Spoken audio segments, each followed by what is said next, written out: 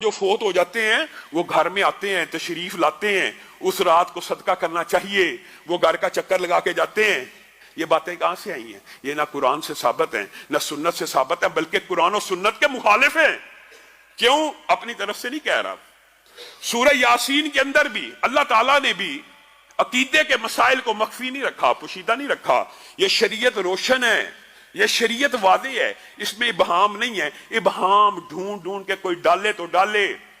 شہید کے بارے میں سورہ یاسین کا شہید ہے، وہ اپنے بارے میں کیا کہتا ہے؟ یا لیت قومی یعلمون، یا لیت قومی، اے اللہ آپ نے مجھے طرح طرح کا رزق دیا، کتنی میری عمدہ میزبانی کی، کتنا میرا اکرام کیا۔ یا لیت قومی یعلمون، اے اللہ مجھے واپس بھیج، میں اپنی قوم کو بتاؤں کہ آپ میری کیسی میزبانی کر رہے ہیں۔ کون کہہ رہا ہے؟ شہید، جس کو مردہ کہنا بھی نہیں اور جس کو مردہ سمجھنا بھی نہیں، وہ اللہ کو کہہ رہا ہے مجھے واپس جانے دیجئے، میں اپنی قوم کو جا کے بتلاؤں۔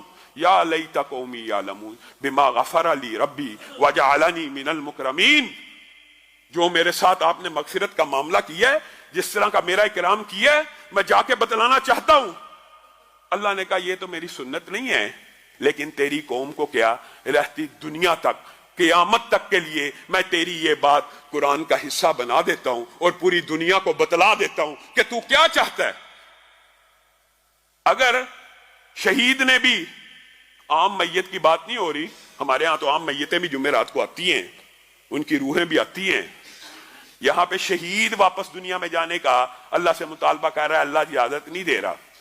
میرے بھائیوں، یہ آپ کو کس نے بگالتا دیا کہ مردے آتے ہیں، اولیاء آتے ہیں، شہید آتے جاتے ہیں؟ یہ سسٹم بنا ہوا ہے، جو دنیا سے چلا گیا، یہ اللہ کی سنت ہے۔ معجزے کے طور کے اوپر معراج کی رات میں ایک مرتبہ تو انبیاء کو مسجد اقصی میں اتارا گیا معجزے کے طور پر، لیکن اس کے علاوہ معمول نہیں ہے کہ کوئی دنیا سے چلا جائے تو اس کو بار بار زمین پہ لایا جائے۔ اگر یہی بات ہوتی تو اتنے ان گنت اور بے شمار نبی بھیجنے کی ضرورت پیش نہ آتی۔ ایک آدم آئے تھے، وہی جاتے، وہی واپس آ جاتے، وہی جاتے، وہی واپس آ جاتے، وہی جاتے، وہی واپس آ جاتے۔ تجربہ بھی بڑھتا، ایکسپیرینس بھی زیادہ ہوتا، سمجھانے کے طریقے بھی ہوتے۔ نہیں، جو ایک مرتبہ چلا گیا وہ اس حیات برزخی میں چلا گیا جہاں سے واپس دنیا میں آنا ممکن نہیں ہے۔ اگر ممکن ہوتا تو شہید یاسین کو اللہ اجازت دیتا، شہداء کو اللہ تعالیٰ اجازت دیتا کہ جاؤ واپس گھروں میں جاؤ۔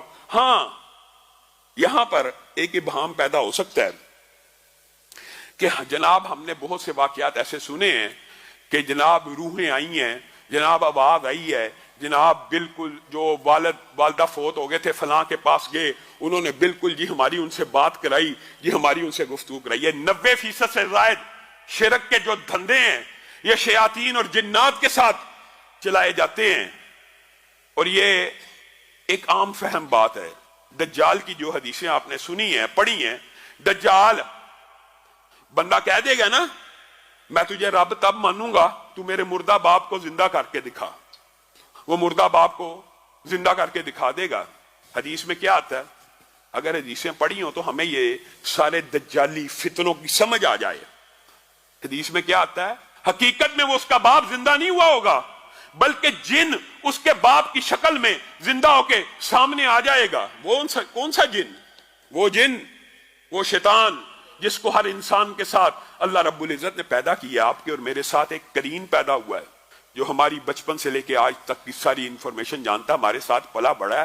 اس کی یہ ڈیوٹی ہے ہمیں گمراہ کرے، اس کی یہ ذمہ داری لگائی گئی ہے ہمیں گمراہ کرنے کی۔ وہ ہمارا ماضی جانتا ہے، اور یہ جو کاہن اور جادوگر ہوتے ہیں یہ سارے کے سارے آپ کو جو اب آپ کے باو اجداد کی روحوں سے ملواتے ہیں، یہ وہی جنات ہوتے ہیں۔ اور آپ جب ان سے کوئی بات پوچھ لیتے ہیں، وہ جن آپ کے باپ کی ہر بات سے واقف ہے، اور وہ آپ کو کوئی ایسا ہنٹ دے دیتا، آپ کہتے ہیں یقیناً یہ میرے ہی باپ کی روح سے میری بات ہوئی، معاذ اللہ، یہ کاہن نے تیرے ساتھ دھوکہ کیا۔ اور اسی لیے رسول اللہ صلی اللہ علیہ وسلم نے کہا تھا کاہن، آپ کو پتا نا کاہن درست بات بھی بتا سکتا ہے جن سے انفارمیشن لے کے، درست بات بتا سکتا ہے، حتیٰ کہ آپ حیران رہ جائیں گے، صحیح حدیث کے الفاظ ہیں رسول اللہ صلی اللہ علیہ وسلم کا، آپ کو پتا ہے کائنات میں ایک ایسی شخصیت ہے، صرف واحد نبی کریم آدم بھی نہیں، کوئی رسول اور پیغمبر بھی نہیں،